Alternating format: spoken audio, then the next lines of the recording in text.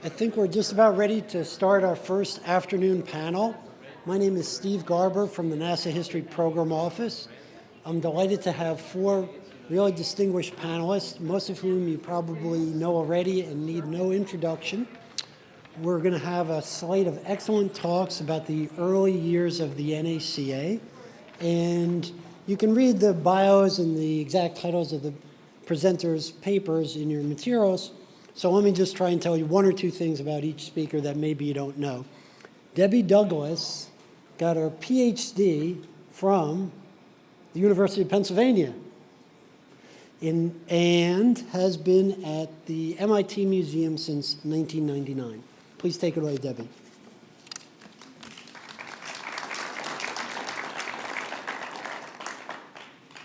Will the first slide come up automatically? Wonderful.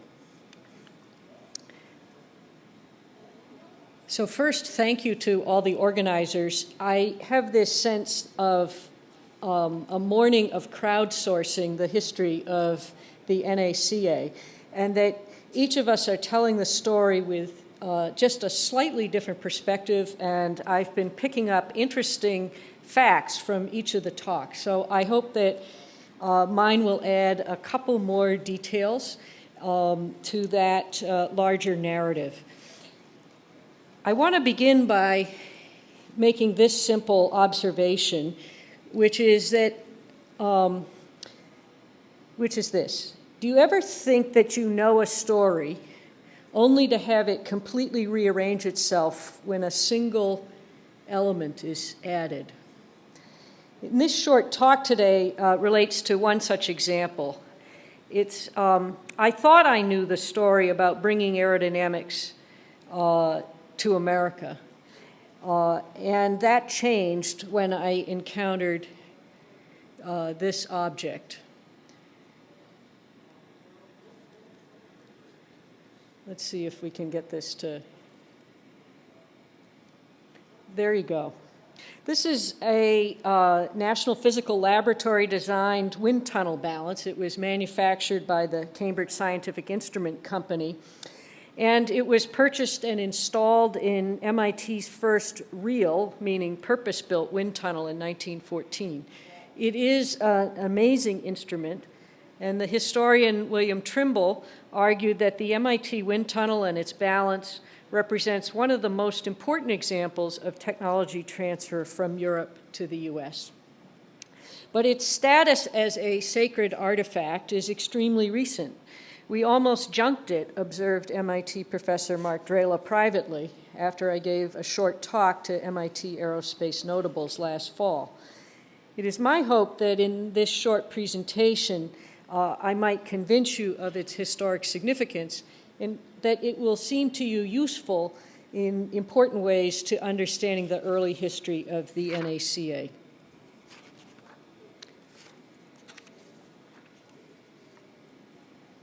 Whoops. So in his 1914 President's Report, Richard McLaurin, the great thing about this talk is you've already been introduced to many of these people. So Richard Cockburn McLaurin was the president of MIT. He started in 1909. He was 39 years old.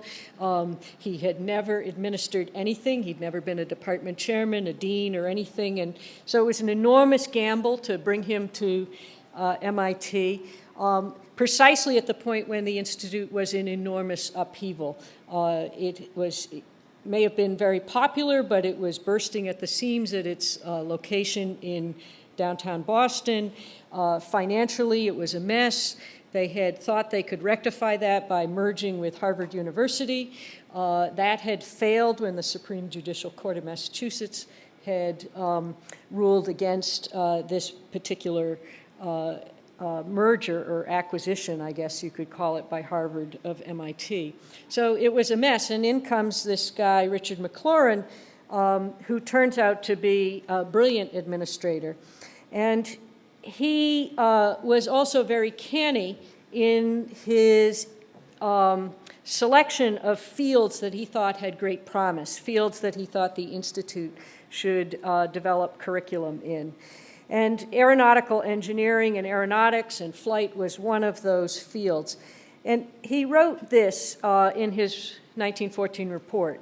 Mere descriptive lectures dealing with aerial flight in general and in a popular manner would be out of place in the curricula of the Institute. An aeronautical engineer cannot be trained by such lectures. What he needs is a carefully planned course in the theory and practice of aircraft design. To make this possible, McLaurin continued, in a way worthy of the Institute's traditions, it will be necessary to have a properly equipped laboratory for experimentation and research in certain subjects not dealt with in the existing laboratories of the Institute. So this structure that you see depicted on the screen is MIT's first wind tunnel, and it became the centerpiece of the new MIT Aerodynamic Laboratory that was constructed in the summer of 1914. Now, before von Karman and before Max Monk, giants in the history of aerodynamics, the subject of many important books, were these two fellows that you have already met, Albert Zahm and Jerome Hunsaker. Theory and practice is a hardy perennial in the history of technology. I think the story of bringing aerodynamic theory to the U.S. has been well told by many authors, some of whom are in this room. Paul Hanley, Tak Hashimoto, John Anderson, Bloor, Alex Rowland, and Jim Hansen chronicle in exceptional and outstanding and fascinating detail how the U.S. borrowed from the British Advisory Committee for Aeronautics, how we've heard this morning all of the nuances of the creation of the NACA. But what we've not spent much time on is early pedagogy and how this too is profoundly shaped by the European experience. So the two key figures here on the left is Albert Francis Zahm and Jerome Clark Hunsaker. I'd like to give a shout out to Felix Powelski, who initiated the University of Michigan's undergraduate aeronautical engineering program in the fall of 1914 as well. Now, again, you've already learned Zahm and Clark spent August and September of 1913 touring Europe to meet with the leaders of the field and, quote, learning at firsthand what is being done at the centers of research. Now, I'll quibble with Tom a little bit. Zahm, as far as I understand, was the senior partner on this trip, and Hunsaker went because McLaurin wanted him to go. McLaurin had just had seen a great deal of success. The U.S. Navy ran a postgraduate training program for naval engineering, naval architecture, and maritime design. It's called Course 13 in MIT, 13A, excuse me, in MIT speak. And he thought the Navy paid a great deal of money to the Institute to run this graduate training program and master's degree program, and he thought, wouldn't it be great to do that with aeronautics as well? So he urged that Hunsaker be invited along on this trip. Now, you've seen some of these pictures before. This is Zahm's laboratory and wind tunnel at the Catholic University of America.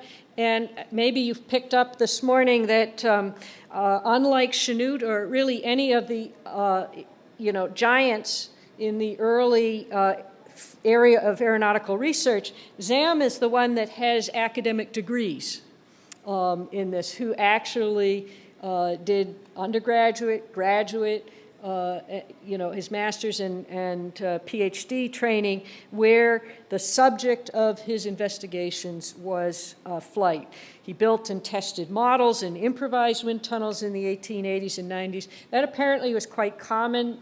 There were students at MIT in the mid-1890s who also commandeered. They took the ventilation system, created a little channel in one of the ductwork. They shut down the ventilation in the entire building, and so that all the air might be channeled through this one vent shaft. And so there were several undergraduate theses that used these improvised wind tunnel here.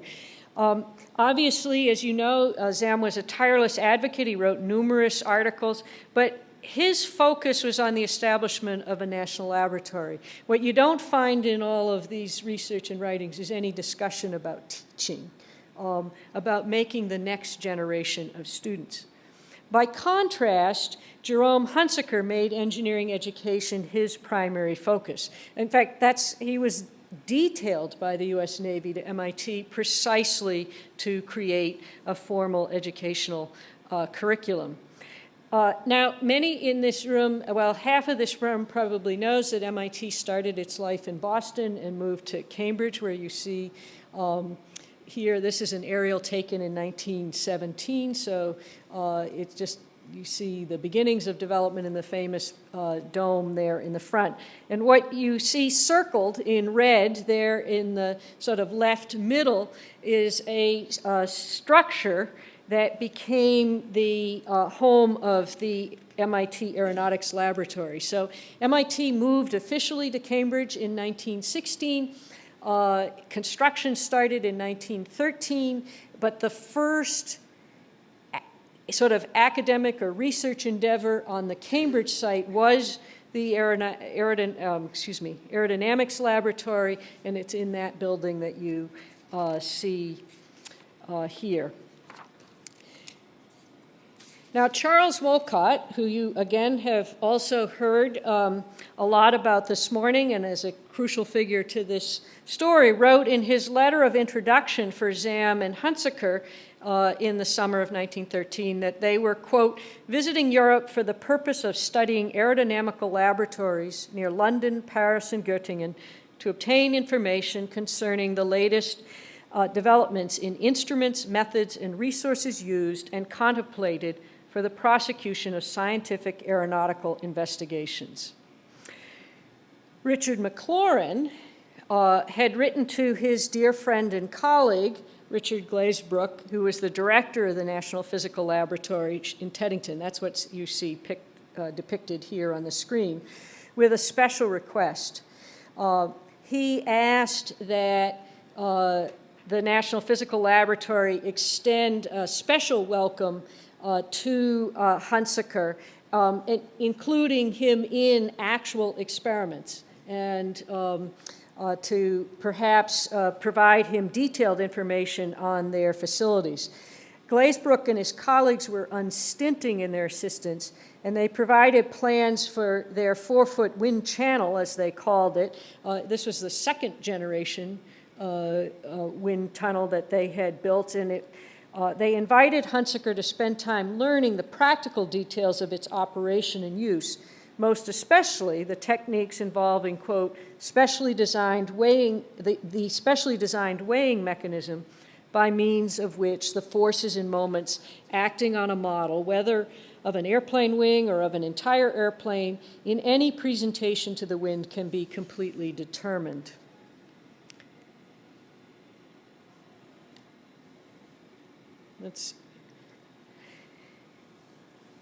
So Jerome Hunsaker, Donald Douglas, and Edward Warner, there are two names. We haven't heard Edward Warner and Donald Douglas mentioned yet, so remember them. They're important to this larger narrative that we're constructing together. Built this wind tunnel that you see on the left and you had seen earlier.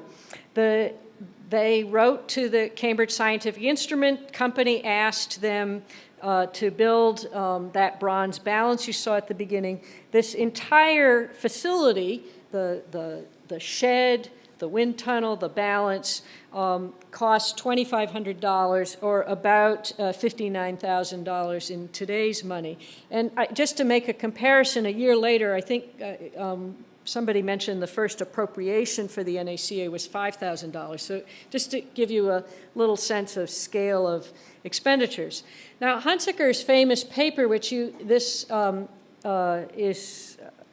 slide shows, the wind tunnel of the Massachusetts Institute of Technology, published actually by the Smithsonian in 1916, has been reprinted many times. Jim Hansen did that in his great volume that many of the people here in this room worked on. But what's forgotten is that Hunsaker's paper was one of 10 based on preliminary investigations made in the tunnel during its initial period of operation in 1914 in 1915. It wasn't an exact reproduction of the NPL tunnel. Hunsaker notes that they chose to increase its length and diameter based on the experiences of Gustave Eiffel in the design and operation of Eiffel's wind tunnel in Paris. Now you're seeing here that MIT had commissioned this balance according to the standards, and they invited the National Physical Laboratory staff verified the weights and dimensions of the balance and the calibration of the torsion wires. So there was quite a bit of exchange as they were installing and bringing this tunnel online. What the MIT personnel had to do was figure out how to use it and what problems might be worth studying in it, and finally, most importantly, how to teach students to use it, and to do that again next year and the year after and the year after that. So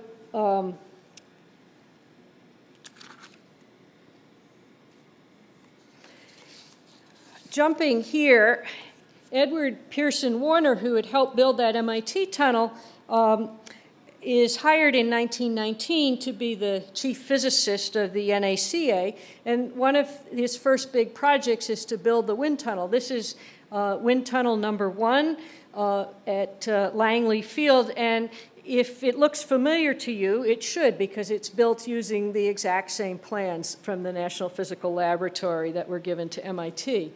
And this one shows the balance, and likewise, Warner recommended using the same National Physical Laboratory design balance. He wrote in his technical report, quote, "There is no other so simple to use, yet the accuracy attainable is as great as with any of the more complicated types." Now, this picture just quickly shows you on the left the NACA, and on the right the MIT balance and tunnel. Jim Hansen has written that wind tunnel number 1 was really a learning tool, something to get the United States back into aeronautical research. We've talked a lot about this feeling that the U.S. was behind and it needed to catch up with Europe. I'm not certain I think maybe we should revisit that claim. I think it's less about getting back and more about getting into. And this wind tunnel was a crucial element in that process. Now, Warner and Norton conducted quite a few studies on this tunnel, and they compared information with the, using the NACA. They had tests done at MIT, and then, lo and behold, the Curtiss Engineering Corporation had also built an NPL-designed wind tunnel and balance. So now we have 3. And what's really fun is David Haas, who I think is here from the Navy, mentioned, oh, by the way, that the Navy built in 1918 a 4-foot tunnel also on the National Physical Laboratory's design. They had built a larger tunnel earlier, but, and as this picture makes clear of that tunnel, the Navy's first wind tunnel is not an open-throat wind tunnel. So we have 4, and this is the balance from that wind tunnel. And I could go on revealing connection after connection, but the point is this. Hunsaker did more than simply import a set of plans for wind tunnel balance, that he helped set in motion the American aeronautical engineering enterprise, and he figured out a way to make the curriculum compelling and useful. And I want to conclude with just this 2 slides here. This is Menlo Park, and this is the National Bureau of Standards. And Tom Crouch, in quoting from Hunter Dupree, made the observation that aeronautics was a little late in the game, that corporate R&D labs are out there, government labs have come into being. And so I think it's really important to remember when we tell this story to situate the NACA in a larger world of corporate research, of manufacturing, and of the university. And Bruno Latour and Steve Woolgar, our famous sociologists of science and technology, made this conclusion in their famous book, Lab Life. Quote, "The daily activities of working scientists lead to the construction of scientific facts. So the construction of wind tunnels and aeronautical engineering research laboratories resulted in the creation of a pedagogical method and a cadre of researchers who in turn would reshape the world we live in, not to mention provide access to worlds beyond. So in order to bring aerodynamics to America, you first had to bring aeronautical engineering. And P.S., what happened to that tunnel, that balance is the only remnant of all 4 tunnels. This is the destruction of the MIT tunnel in 1941. And as far as I know, there is no other artifact from this formative period that survives. So with that, I will conclude.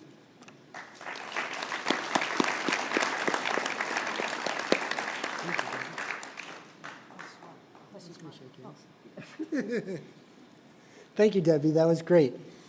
For another look at MIT, we're going to turn to John Tylko, who has an interesting background. John is both an aerospace engineer, and now he's going back to get his PhD in the history of science and technology. Thank you. John?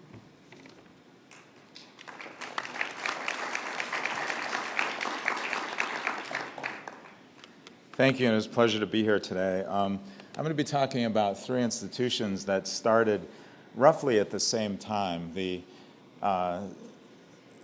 NACA, which we're honoring today, but also the Naval Aviation Institution, which effectively was created around 1911 and celebrated its centennial just a few years ago, and the MIT Aeronautics Department, which Debbie has done a very good job of describing the initial formation of, which we celebrated the centennial of just in October.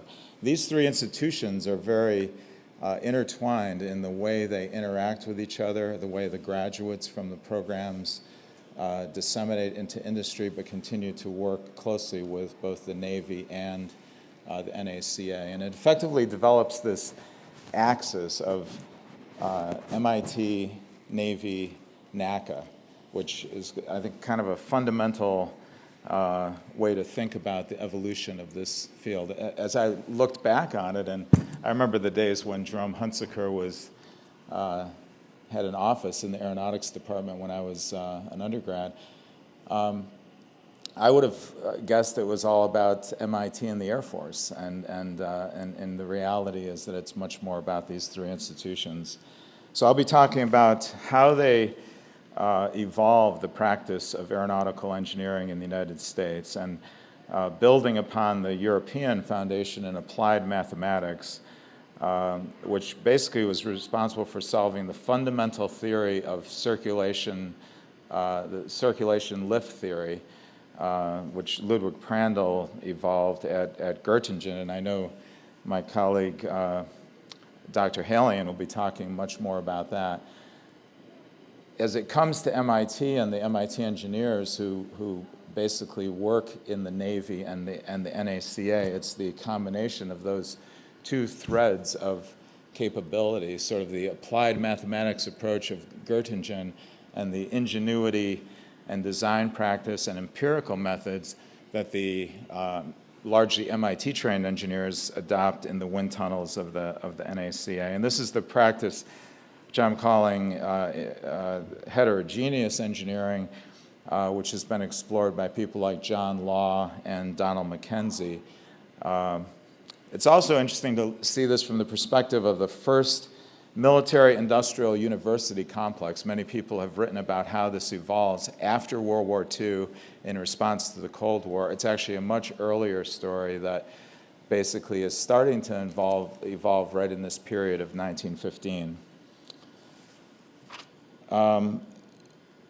The origins actually go back to an event that occurs in England when the Royal Navy College in Greenwich basically the British Parliament issues an edict in 1896 preventing all foreign students from being educated in that program.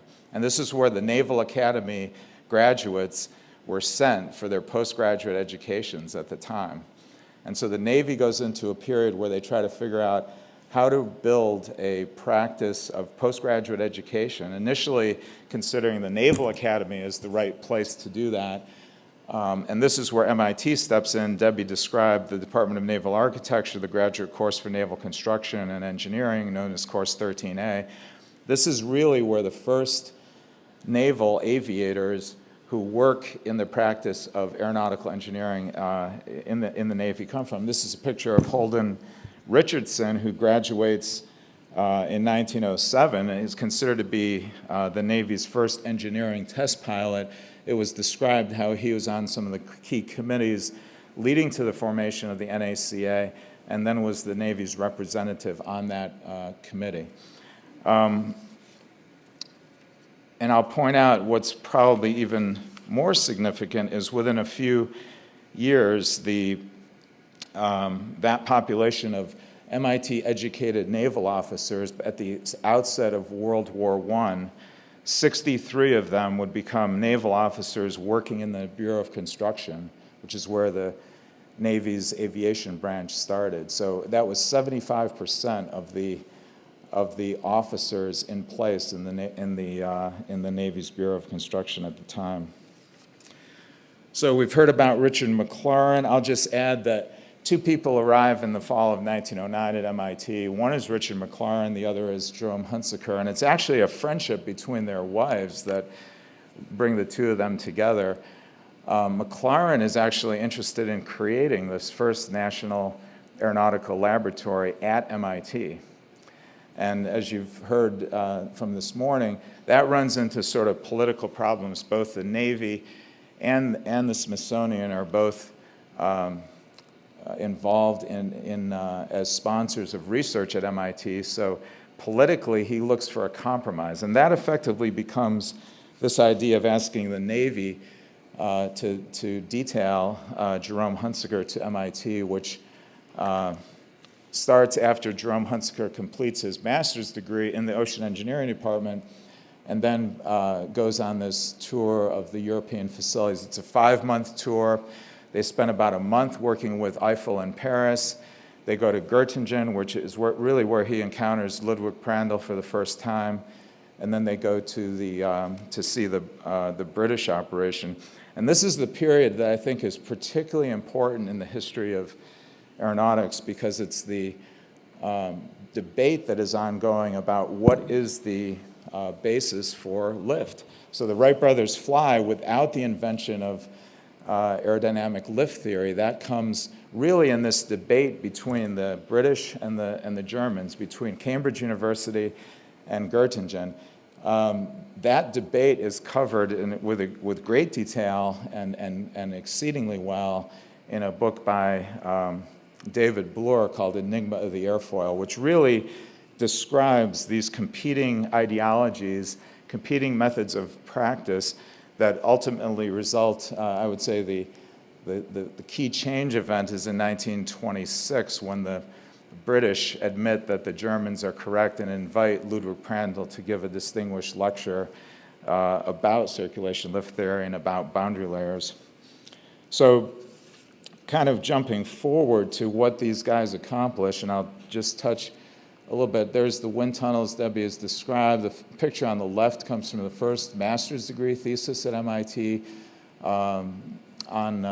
with the sort of what I want to show you in this image is the idea that you put the entire airplane into the wind tunnel, which is, I'll touch on again in the talk. This is Jerome Hunsaker's PhD thesis, 1916, becomes NAC Technical Report 1. And it's really interesting to look at this from a couple of standpoints. First, the NACA pays MIT for Jerome Hunsaker and his colleague Edward B. Wilson to write this report. It's in two sections. The Hunsaker section is basically the PhD thesis. And it's about stability and control. It's about the process by which putting these models into the wind tunnels can be used to derive the key performance characteristics of the airplanes. And that's an example, that's figure 3, that shows the detail of how these performance curves are actually calculated. And that becomes, I think, the model for these future NASA NACA technical reports. Probably what's even more important is the co-author. That second section is written by Edwin B. Wilson, who basically was an applied mathematician, starts at MIT in 1907, tutors Hunsaker for 3 years in mathematics, helps him with his thesis, and co-authors this critical report. And effectively, that applied mathematics perspective is what you really see evolving much more in a complete way in Germany and England, leading to the circulation lift theory adoption. Nonetheless, the MIT engineers are very clever in the way they create airplanes and in the way they create companies. And this is the first airplane. I'll talk about 3 briefly. This is the airplane that was created, the NC-4, by 3 of these graduates, Holden Richardson, George Westervelt, and Jerome Hunsaker in 1917. Hunsaker leaves MIT, goes back into the Navy, and in the Bureau of what becomes the Bureau of Aeronautics, they create this airplane. It's actually built by Curtiss, but it's designed by the 3 of them. The second example is the example of, this is another picture. This is from Hunsaker's archives of a postcard of that airplane. Second example is the Boeing Model C trainer. George Westervelt, one of these original naval engineers at MIT, is assigned to Seattle, where he meets William Boeing. They create a company called Pacific Aero Products, the modern Boeing Corporation. And this is the first commercial airplane that they create. And when Westervelt is recalled by the Navy to Washington, he asked Jerome Hunsaker for the name of an engineer that could actually work on this project. And Hunsaker gives him the name of Wong Su, who is actually at MIT on a Boxer Rebellion scholarship, has 2 more years in the United States, becomes Boeing's first engineer where he actually designs this airplane. The last example is, Debbie mentioned Donald Douglas and his role in helping to set up that wind tunnel. This airplane establishes Douglas Aircraft. It's the first product. It's actually designed by Douglas and Hunsaker on a drafting table in Hunsaker's office at the Naval Yard. This is the DT-1, which is basically DT-2, which is basically the airplane that puts Douglas into business in 1921. Hunsaker issues a purchase order for 3 of these. That becomes the first commercial product of Douglas Aircraft. Debbie's discussed Ed Warner. I think he's significant because he's in all 3 of these camps. He's an MIT-educated aeronautical engineer, goes to work at the NACA as its chief physicist, then comes back to MIT in 1920. For the next 6 years, he runs the MIT Aeronautics Department until 1926, when he's appointed as the first Assistant Secretary of the Navy for Aeronautics. So a great career, but in the span of a decade, crossing all 3 of these organizations. Richard Hallion will go into much more detail on the variable density wind tunnel. Jerome Hunsaker helps bring that wind tunnel to the United States in the sense that he recruits Max Monk from Göttingen to the United States to set up the variable density wind tunnel. The significance of this is actually, I think, in sort of the merger of 2 schools of engineering, if you will, the applied mathematics from Göttingen and the empirical methods, analytical methods that you see from the American engineers. And effectively, this is the creation of the 4-digit series airfoils, what I call the inscription of the airfoil. And this is in tribute to Bruno Latour, who talks about the way the properties of being mobile, but also immutable, presentable, readable, and combinable with one another. The concept that you can actually create mathematically this definition of the airfoil. So there's 2 key parameters in the NACA airfoil definition.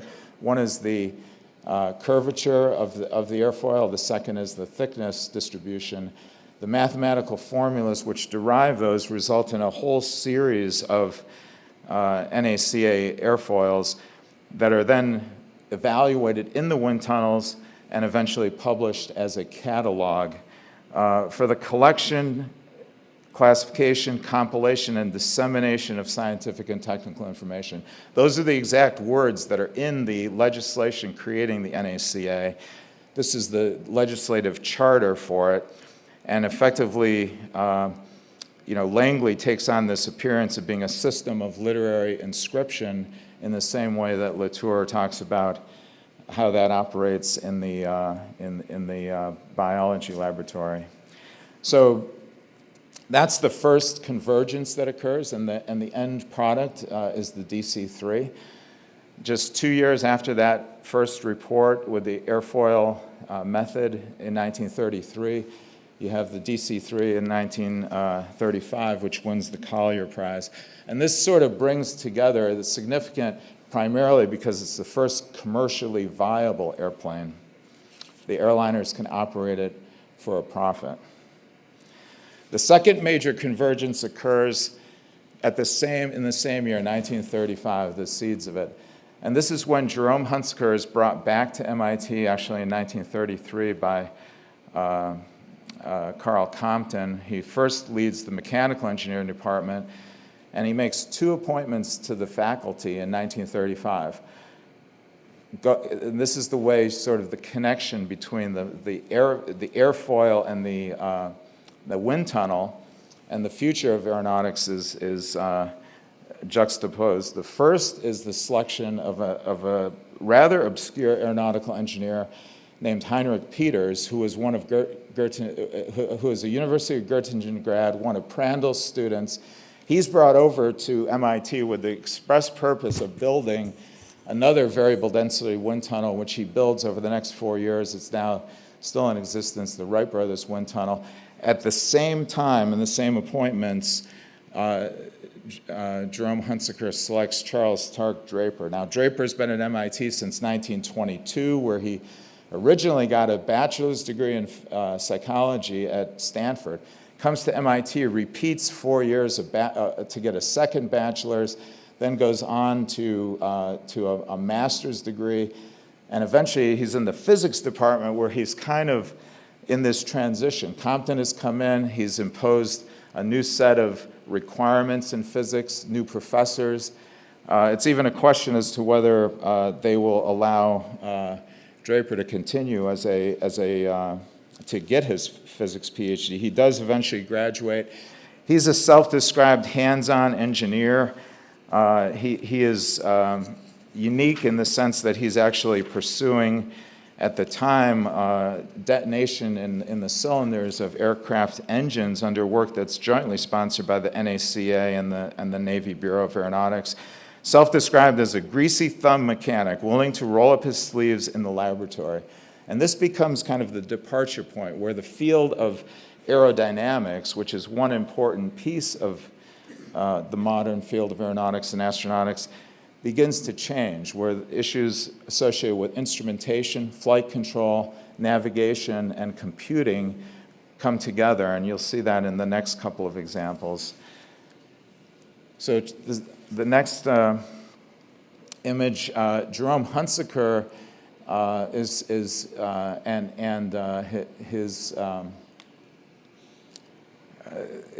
now now taking over the responsibility for the NACA. Vannevar Bush and Jerome Hunsaker are shown in this image of the National Advisory Committee of Aeronautics in 1938.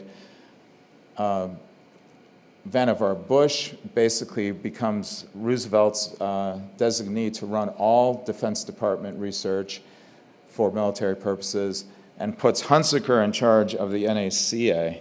And for the next 16 years, Hunsaker is both the head of the Aeronautics Department at MIT and the head of the NACA as its chairman.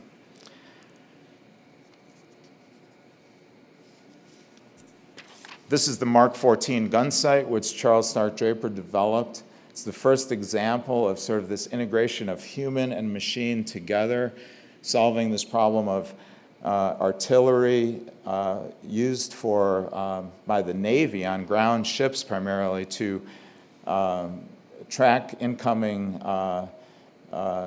Japanese fighters. It's extremely successful. Under contract to Sperry Corporation, 85,000 of these are built. It helps change the role of the Navy in World War II. This is Luis de Flores, and I'll kind of close with this story and quickly go through the remaining slides. Luis de Flores is a colleague of Hunsaker's at MIT, graduates in 1911. He's in the Navy, first hired by Hunsaker in 1917 to work in the Bureau of Aeronautics, where he works on instrumentation. He leaves the Navy, goes off into work in private industry. In 1939, at the age of 50, he re-enlists in the Navy. He's brought into the Bureau, again to the Bureau of Aeronautics, where he sets up the Navy Special Devices Branch. This branch goes into the subject of simulation and training. In 1943, he wins the Collier Trophy for simulation and training. But the important thing is he comes to MIT and he asks MIT to put an airplane into the wind tunnel and try to derive the critical flight performance characteristics, the stability derivatives, in something that would allow them to build a universal flight simulator. And that's called the Aircraft Stability and Control Analyzer Project. Now, many historians have looked at this because it's the origins of what would become the Whirlwind digital computer. The Servomechanics Lab takes this project over. But the significant thing is this is at the intersection of wind tunnels and wind tunnel models of airplanes, the Aerodynamics lineage of the NACA and Göttingen, but it's significant because it shows that what is really going forward in the way that these fields intersect in the future. The Navy ends up sponsoring this project. There's quite a bit of criticism within the Navy. Jerome Hunsaker is actually involved both as the head of the MIT Aeronautics Department advocating for this project, but also running interference when a colleague, another MIT person, Walter Deal, basically says that this project is not worth pursuing. And then he writes a letter as the head of the NACA and basically advocates why it should be done and that it was not duplicating research being done at the NACA. Now, that was effectively the work of Robert Gilruth, who we heard about a little bit this morning, investigating the flight qualities of aircraft to characterize their performance. So this is sort of two threads coming together, flight test and wind tunnels in the instantiation of what will become the first digital computer. This is another project at MIT, this Navy supersonic wind tunnel. The significance here is it's the first time that we see Robert Siemens coming to the stage. He is actually selected to run that project and becomes the first systems engineer at MIT. Draper picks him in 1950 to run this program, and then over the next 5 years manages that project. A short period later, in 1960, Siemens comes to work at then NASA, where he basically makes 3 or 4 pivotal decisions in 61 and 62. First is the decision to select his mentor, who's shown in the left-hand picture there, Charles Stark Draper, to basically build the guidance, control, and navigation system of the Apollo spacecraft. And that's a simulator on top of the roof at the Draper Laboratory. You could see the skyline of Boston in the right-hand in the background. On the right-hand side is Apollo 8, Jim Lovell, navigating the first translunar flight to the moon. Langley goes off and develops the simulation technology, which brings these strands together. This is Siemens, Hunsaker, and Draper together. They span the history of this era. Right at this time, roughly 1959, the name of the MIT Aeronautical Engineering Department is actually changed to the Department of Aeronautics and Astronautics. And I think that kind of reflects the second major convergence, how these fields come together in what's now known as the modern practice of aeronautics and astronautics. Thank you.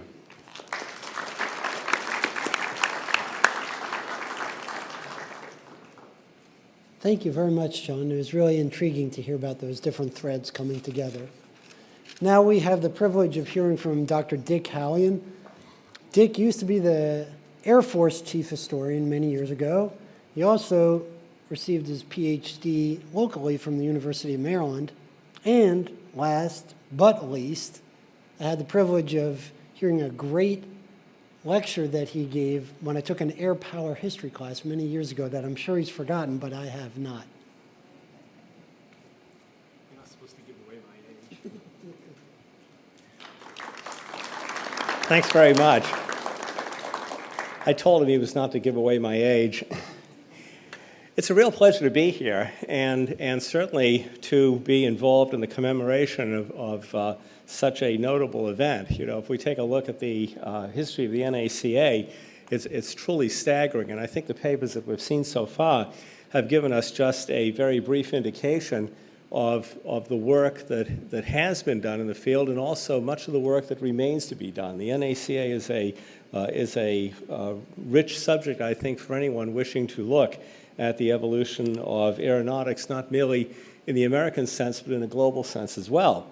Now, what I thought I'd talk to you about today was an aspect of the NACA that was very, very important, I think, and that was its development of a research model functioning within the agency, and then also, if you will, getting, you might say, the software as well as the hardware to do the job. And so we can begin with kind of a quick review of a few things. First of all, here's the notable event where it all begins, 10:35 a.m., December 17, 1903. But then, by 1912, we've lost control of that revolution, and so that you have many of the things that people have talked about already. You have a gap developing between the United States and Europe. Tom Crouch mentioned how the United States was 14th in global aviation investment before the First World War. We have, more profoundly, why we're really here today, we have a laboratory gap developing between the United States and Europe as well. I like Debbie's comment that what is really taking place with the creation of the NACA is really just getting in the game. It's not really getting back something that we have lost, although we clearly had lost our lead in aeronautics. But in terms of the research competencies in pursuing the scientific study of flight, which is what the NACA was all about, it was really getting back in the game. Now, if we review very quickly, just to kind of give us a frame of reference, the stages in winged aeronautical research, I'm not talking about balloons or airships or aerostatics here. Basically, all the way back to the Renaissance, we see a bird emulative model of flight that really persists all the way through Lilienthal. Lilienthal even wrote a book entitled Bird Flight is the Basis of Aviation, you know, where you're taking a look at very thin airfoil shapes, basically, and you're emulating design. You're not really looking at circulation theory involving a lifting theory of flight. We go beyond this, starting with the work of George Cayley, into some very basic, almost mechanical engineering type stuff. We're looking at forces, forms, shapes, structures. That gives us, when we take a look at the contributions of Chanute, for example, that gives us the ability to move forward with the rights to the first successful technology demonstrator. We have beginnings of rudimentary measurement and analysis, starting with the development of the wind tunnel with Francis Wenham and John Browning, moving on then to the work of Phillips. Lilienthal with whirling arm rigs don't really work very well. The Wrights with a wind tunnel that does the job for them. And then Gustav Eiffel, who does some fairly sophisticated work for his time, which Hunsaker brings to America. And then, very importantly, we see the last part of this, and that's the explication of what I call a physics-rooted scientific aerodynamic theory, Kutter, Joukowsky, Lanchester, Prandtl most of all. What are these characteristics that we look for in scientific aeronautics? Well, I threw together a quick list of them, and you can review it here. But I would argue that of these, the most important are really the study of fluid dynamics and flow circulation. We're getting away from just looking at the mechanical engineering side of flight. We're getting away from the wing section view of how a wing produces lift. We're not so much looking at what happens if you cut that wing through and take a look at the airfoil profile and the flow above and below the wing. You start to see people thinking much more in terms of what Prandtl is thinking of, in terms of looking at the wing as a whole, as a wing functioning within a bound vortex. You have in these laboratories that I mentioned earlier, you start to see some of the attributes and trappings of what we might call modern scientific approach to flight, research on aircraft dynamics, structural loads, things of this sort. We've seen in the papers we've had to date the path to the NACA and afterwards, the various stop-start efforts in the United States. I would throw one in that hasn't really received much mention, and that's this last one that is created actually after the NACA, but which gets its research program up and going earlier than the NACA, and that is McCook Field Air Service Engineering Division. It does some very profound, very important work. By the way, the original McCook Field tunnel survives. It has been restored, and it is on exhibit at the Air Force Museum in Dayton, Ohio, for anyone who would wish to see it. Now, of course, we come to the creation of the NACA then, and when we take a look at the NACA, we have, of course, this notable statement, which was drawn from the UK Advisory Committee for Aeronautics, which everybody refers to, of course, to supervise and direct a scientific study of the problems of flight with a view to their practical solution. However, I would argue that is much easier said than done. So let's take a look at what actually happened when you did get Langley up and running in 1920 with its #1 wind tunnel. Well, we see a laboratory institution, to use a modern term, whose capabilities are really legacy capabilities. You have this first tunnel. Its UK origins have been alluded to. It's basically outdated. It's good as a training facility, but that's really about it. It's not comparable at that point in time to what exists at its point of origin, the NPL in Teddington, or what the French are doing at Chalet-Meudon, or what you see Ludwig Prandtl and his people doing at Göttingen. If we take a look at the shortcut, there was a little bit of a shortcut process here in the early days of NACA research. You actually have full flight research undertaken very, very early on. Even that full flight research we don't find as advanced as what we're seeing taking place at Farnborough and Martlesham Heath in England, or at Adlershof in Germany, or at Chalet-Meudon or Villers-Coublay, or places like that. Basically, we're just getting into the game, if you will. And as a consequence, when American aeronautics is viewed at the end of the First World War, you have that statement by John J. Pershing in his final report as head of the American Expeditionary Force. He writes, in aviation, we were completely dependent upon Europe. Well, from the Europeans, they see that very much themselves. And so you have, for example, this rather telling statement that I located in a document in the National Archives of the UK, the old Public Record Office, an Air Ministry Mandarin writing in 1921, I don't think we need worry ourselves very much at present about USA experimental establishments. You can practically hear the sarcasm dripping off the page as you read that. So what are we looking at here, really? I would argue we're really looking at the evolution of the airfoil. We go from this bird imitative time of thinking, which forced us down a road where you had to brace the wing externally. You had to create some sort of a truss to carry the wing. You did not have modern composite structural materials or things like that. And so as a result, we wound up, thanks to Chanute, with the bridge truss type airplane, which gave us a lot of braced biplanes, very thin wings, relatively inefficient wings in terms of lift-to-drag ratios, things of that sort, to a fluid dynamics-based, a circulation flow-based model that tends to favor much thicker airfoils. And with those thicker airfoils, you have, of course, the opportunity then to put the structure inside the wing, which means you immediately get an increase in aircraft performance, lifting performance as well, and you clearly then have the ability to completely reshape the airplane. And what this really reflects is the back and forth in airfoil design, from bird emulative, which had inspired the Wrights, to France, the Eiffel School, still bird emulative, getting a little bit better, to Britain, where you start seeing people reflecting the thinking coming out of research at the NPL and elsewhere that's producing thicker airfoils, finally to the Prandtl School, which is giving you the nice, fat, generous airfoils that we will use to build the air transport revolution of the interwar years. Now, moving along, we come to the subject, really, of our discussion, and that's Ludwig Prandtl. Ludwig Prandtl is head of the Institute for Technical Physics at Göttingen in 1906, when he's asked by Felix Klein and Friedrich Althoff to join a technical committee, a supervisory committee overlooking a powered airship study group. Prandtl is an individual who is obsessed with measurement. He's obsessed with test. He sees this because he comes out of a hydrodynamics background. He's used to water channels. He's used to doing flow studies around models of hulls and things like this.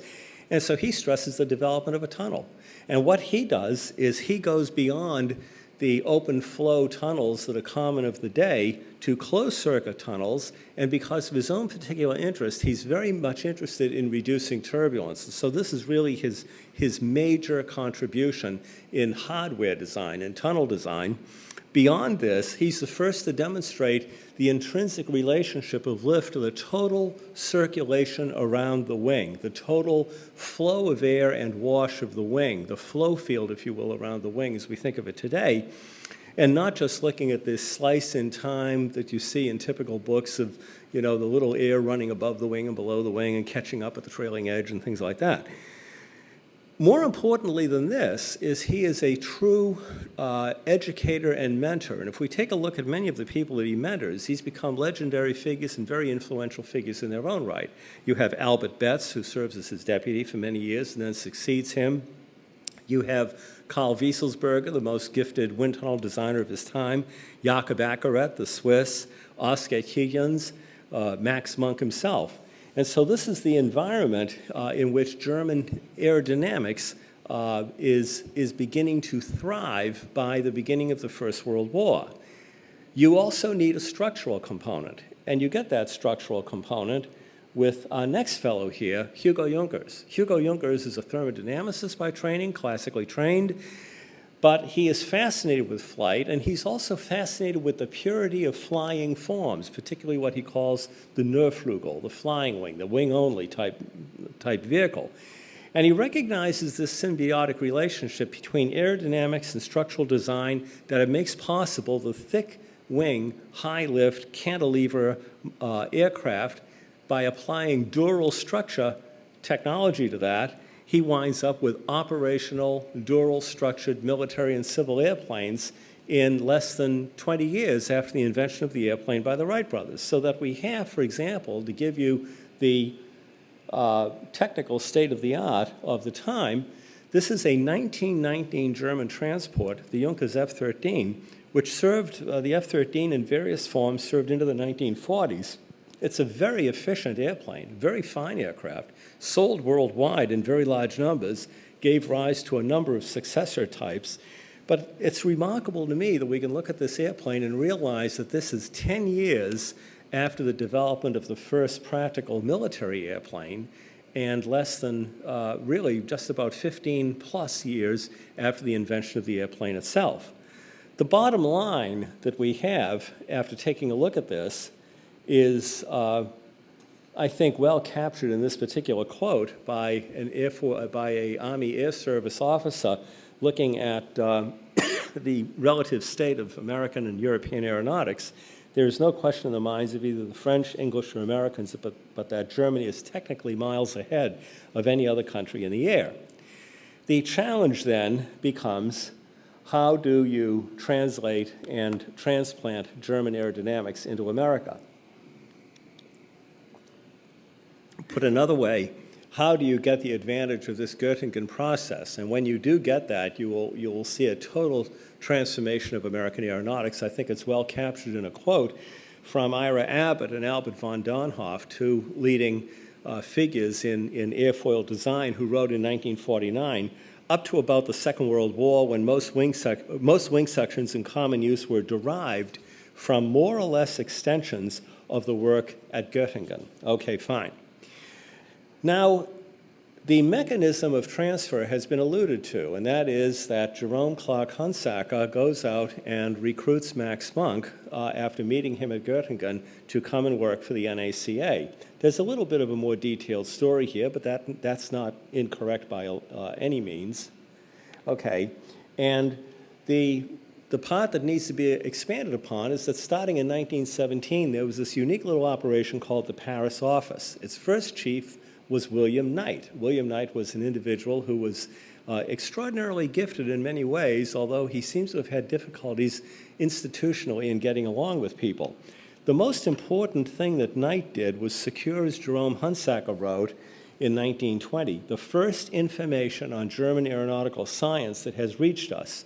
What that referred to were 15 boxes of German records of the so-called Technische Berichte of the IDFlieg, the Inspektorat der Fliegertruppen, which was the technical branch of the German Air Service Administration. And the Technische Berichte were very detailed technical reports that related on a number of things, but primarily on developments in aerodynamics.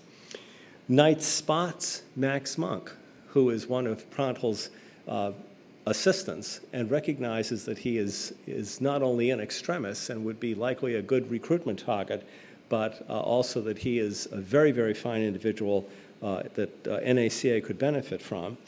And then, because of his associations with Hunsaker and also his getting to know Prantl, he arranges for Hunsaker to approach Prantl, who buys Prantl off for $800 to do a series of 3 reports that the NACA publishes very early on. The point here, and David Bloor has traced this very well looking at what happens in England, the point here is that very early on, you did not have this corrosive force-on-force debate between Leonard Bairstow on one side and Hermann Glauert, representing the Prantl School, on the other, that took so long in England to 1926 to resolve. Very quickly on, the United States very pragmatically said, Prantl's the guy, Max Monk is the agent, we need to get in this business, we need to get into it fast. Now, I would be remiss on my discussion of the Paris office if I did not mention the most notable individual in the history of that office, and that's this individual here, John J. Ide. Having a little bit of a hang-up with this. John J. Ide is a remarkable figure. He's a reserve naval intelligence officer. He's a trained architect, graduate of Columbia and the École des Beaux-Arts. He's a very careful analyst. He's the son of a Navy admiral who was an exploration admiral. He was very fond of doing long-range naval, what we would see almost like Office of Naval Research type journeys for the Navy in his time. Ide is fascinated with automobiles, but more importantly than that, he's fascinated with flight. The other thing is he is an extremely, extremely intelligent young person. Even as a child, it is extraordinary taking a look at his childhood diaries and his recollections of family trips and the notes and the drawings that he made. It's astonishing how rapidly he developed.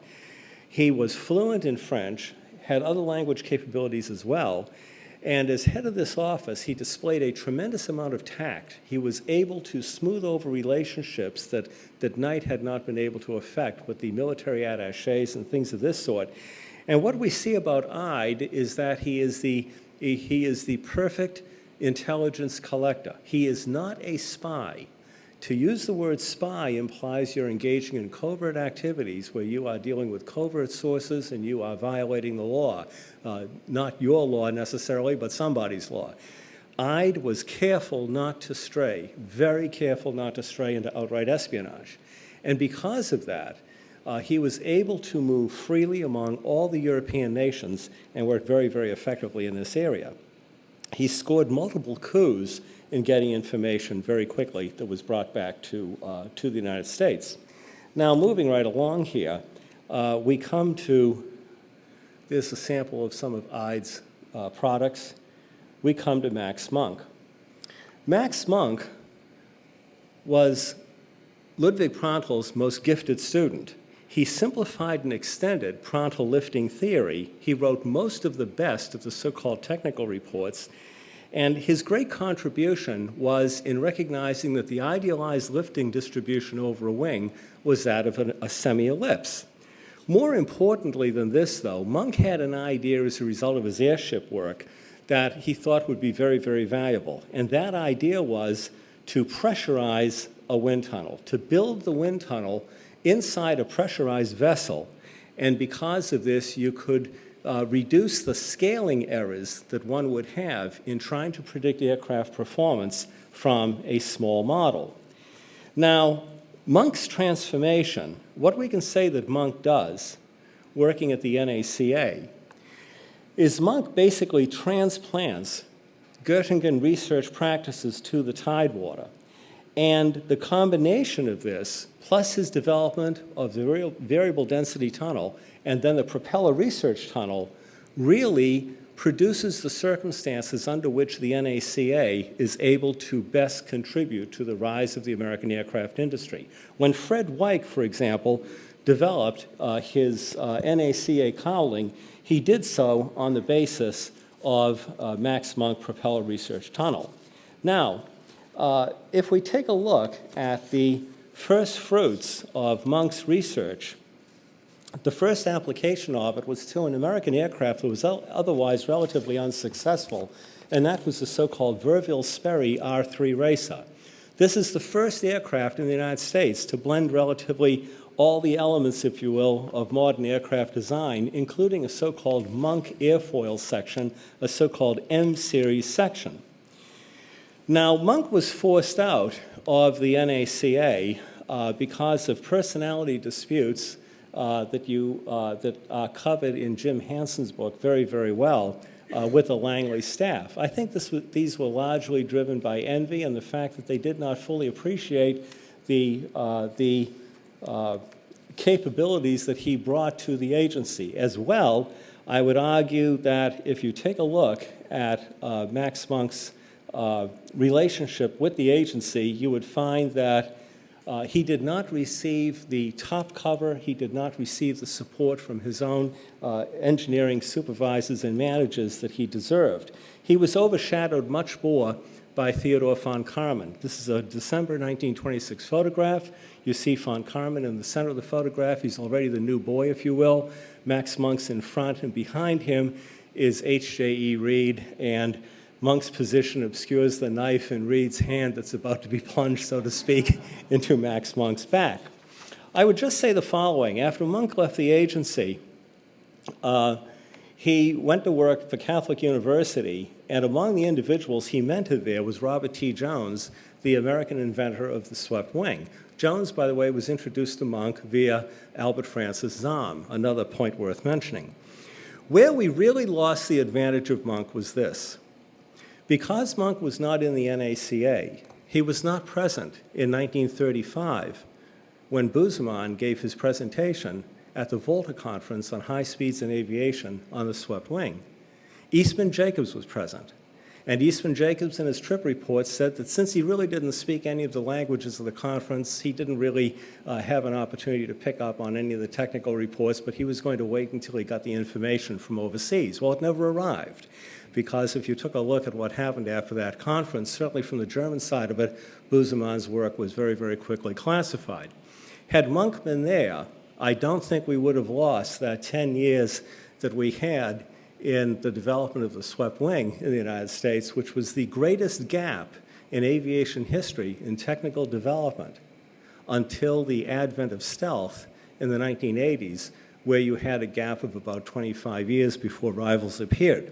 Now, Monk, at the end of his days, was richly accorded honors, not least of which by the University of Catholic University, which accorded him the title Professor Emeritus in 1981. He said, "What a university which remembers me with my moderate services after so many years and takes such a positive step just to make me feel good."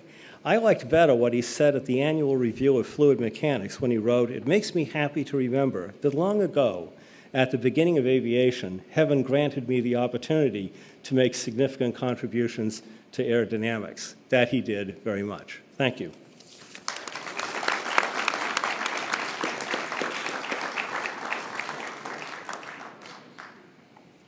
Thank you, Dick. It's always interesting to hear about a fascinating character such as Max Monk. Next up on our agenda is Sean Sire. Sean received his PhD last year from the esteemed History of Aerotechnology program at Auburn University, and he was a postdoc here at the National Air and Space Museum. Sean?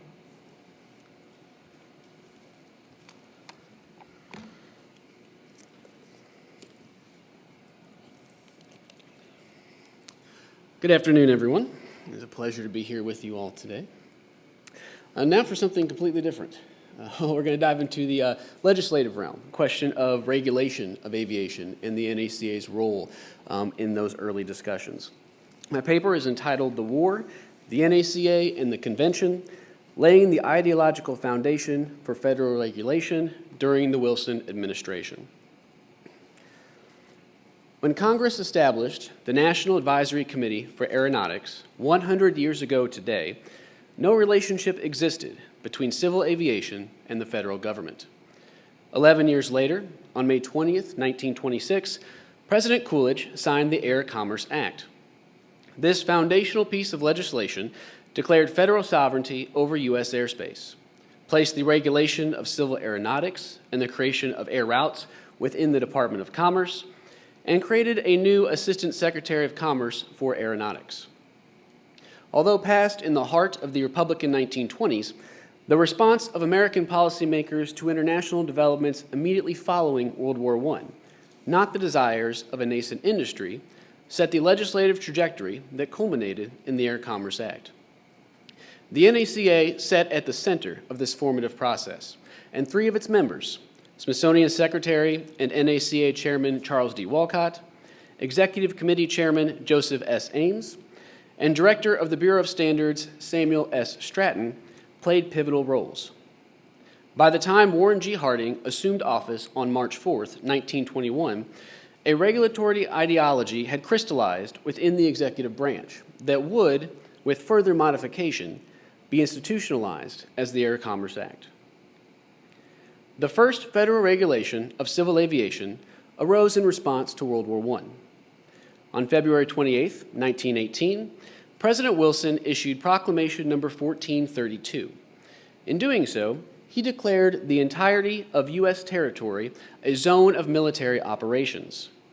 Pilots had to possess a license from the Joint Army and Navy Board on Aeronautic Cognizance, and those flying without a license would be considered hostile and fired upon. During the war, the board awarded licenses only to those working under government contract, effectively banning private flying. As the war came to a close, the Manufacturers Aircraft Association hoped that the NACA would take action to develop air routes. But some NACA members, like Joseph Ames, viewed such work as outside the committee's scientific mandate. When industry petitioned a second time, the Executive Committee authorized Walcott to discuss the possibility of a legislative conference with the Postmaster General and the Secretaries of War, Navy, and Commerce. While industry may have sparked the NACA's initial action, desires of allied governments forced the NACA to look more closely at the domestic situation. On November 12th, one day after the armistice, the State Department received an informal note from Colville Barclay, the British charge d'affaires ad interim, requesting information concerning laws regulating aviation in the United States, quote, with a view to crafting an international convention on aerial navigation, end quote. The NACA received the request via the War Department. Recognizing its limited knowledge on the subject, the Executive Committee asked the 48 state governments to collect and forward any and all laws pertaining to aviation regulation. On December 14th, the Executive Committee authorized Walcott to inform President Wilson of the urgent need for, quote, some statement of principles which might lead to an international agreement, end quote. Walcott's letter to Wilson presented an international aeronautical conference as the best means to avoid, quote, future irritation and international complications, end quote. Walcott proposed a two-tiered system, an international board that would draft regulations for aerial navigation over international waters, and national boards that would draft complementary domestic regulations. On December 31st, the Interdepartmental Conference on Aerial Navigation, meeting in response to the NACA's earlier proposal for a legislative conference, agreed on draft legislation authorizing the President to create such a national board, composed of the Secretaries of State, War, Navy, Commerce, Treasury, and the Postmaster General. As the NACA awaited comment from the various executive departments on the Interdepartmental Conference's draft legislation, the domestic aeronautical situation became increasingly chaotic. On January 20th, 1919, the Board on Aeronautic Cognizance lifted wartime licensing restrictions. Unequipped to systematically regulate civil aviation, the Joint Board granted a license to every applicant without certifying their abilities or inspecting their machines. Director of Military Aeronautics, General William Kenley, member of both the NACA and the Board of Aeronautic Cognizance, believed the board lacked the authority to regulate aerial traffic. His office brought the rapidly deteriorating situation to the attention of the NACA. In response, the Executive Committee approved emergency legislation authorizing the Secretary of Commerce to create and administer civil aviation regulations. The Treasury Department, with Wilson's approval, submitted the emergency legislation to Congress on February 26, but legislators failed to address the matter before adjourning on March 4th. During the congressional recess, Rear Admiral Harry S. Knopp and Major General Mason M. Patrick led the American delegation to the Inter-Allied Aeronautical Commission. Tasked with drafting an international air convention as part of the Versailles Conference, the Commission presented the Convention relating to the regulation of aerial navigation to the Supreme Council on May 22, 1919. The Convention adopted the principle of air sovereignty and established standardized procedures for the marking, registration, and airworthiness of aircraft, the licensing of pilots and navigators, and in-flight documentation. It also called for the creation of a permanent International Commission for Air Navigation, a body analogous to Walcott's International Board, tied to the League of Nations. That same day, members of the American Aviation Mission set sail for Europe. Assistant Secretary of War Benedict Crowell led this Crowell Commission on an aeronautical fact-finding tour of Britain, France, and Italy. In his report to Secretary of War Newton D. Baker, Crowell stressed the international nature of aviation and anticipated U.S. ratification of the convention. He recommended the creation of a cabinet-level aviation department as the only means of establishing a, quote, single authoritative point of contact for international aviation affairs, end quote. In his minority report, Navy Representative Captain Henry C. Mouston disagreed with Crowell's call for a unified department, as did Secretary Baker. Though it found supporters on Capitol Hill, the unified approach never gained traction within the NACA. On July 25th, William Duran, chairman of the NACA's Committee on Civil Aerial Transport, submitted his report to the Executive Committee. In it, he proposed the creation of an interdepartmental board with legislative functions that would work in tandem with a new Commerce Department agency vested with executive power. His proposal essentially merged the Interdepartmental Conference's draft bill with the NACA's emergency legislation. This approach, one that retained existing departmental separation while creating a body for international coordination, offered an attractive alternative to Crowell's proposal. A month later, Director of Air Service Major General Charles Menoher brought Duran's idea to the attention of the Senate Military Affairs Committee.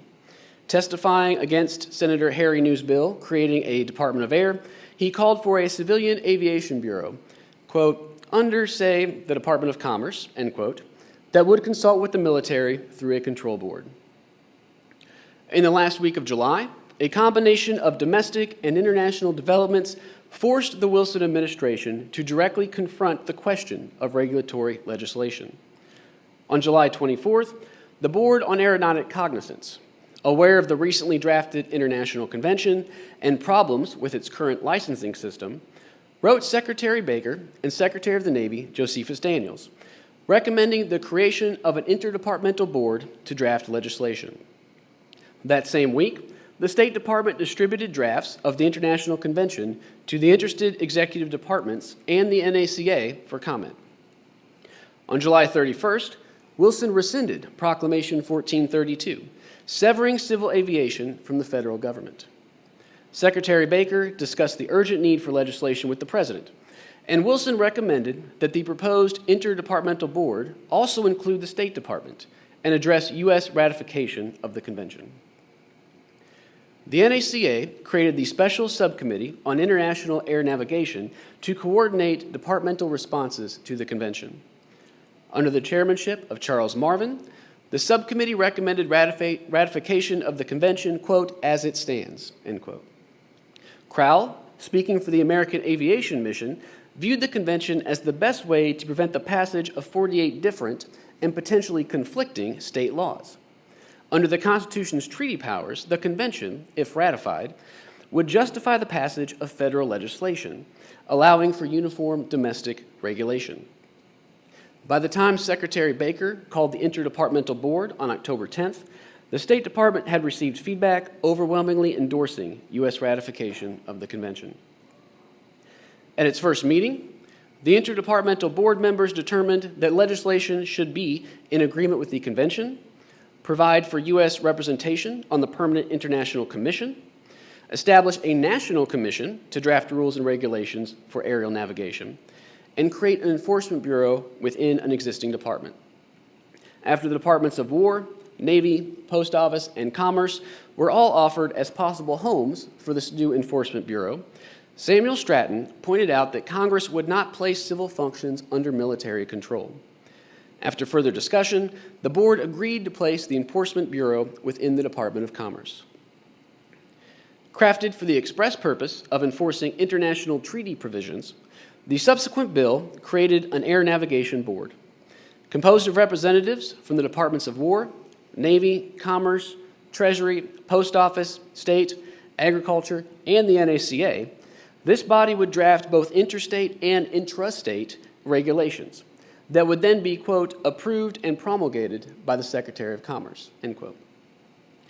This draft bill met with widespread acceptance within the executive branch, and 46 pages of air regulations, drawn from the International Convention, were drafted in anticipation of its passage. While the Interdepartmental Board worked on its final draft, the NACA recognized the need to formulate an official position on aviation regulation. On November 25th, Second Assistant Postmaster Otto Prager joined Walcott, Stratton, and Ames as the Special Committee on Organization of Governmental Activities in Aeronautics. Mouston's minority report to the Crowell Commission and Menaher's report calling for the continued independence of Army aviation greatly influenced Special Committee Chairman Ames. At the Executive Committee's February 12th meeting, Walcott presented draft legislation based on the work of this special committee. It called for a bureau in the Department of Commerce, a consultative joint board, and separate aviation bureaus in the Army, Navy, and Post Office departments. While particulars of the two differed, both the Interdepartmental Board's draft legislation and that of the Special Committee adopted the National Board Commerce Department framework.